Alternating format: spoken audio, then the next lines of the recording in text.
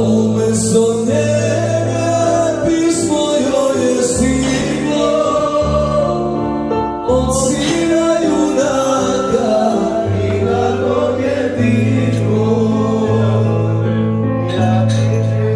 Ja ti majko žice vratit moći neću i sad već u crkvi zapali mi sveću, da Bog meni pokoj sunacima poda. Skupom cenom majko plaća se sloboda, a sina mogući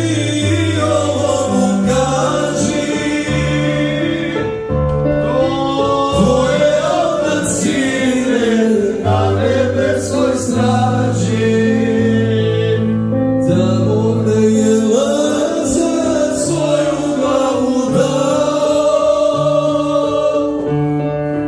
na posvetu svetom tata je pao,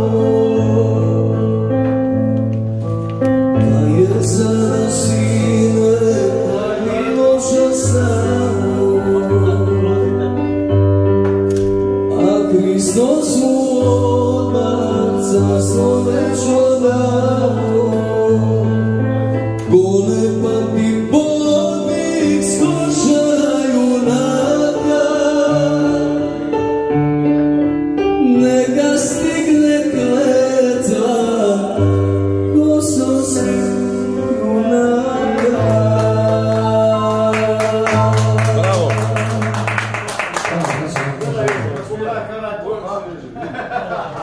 Zigzag stari, jel?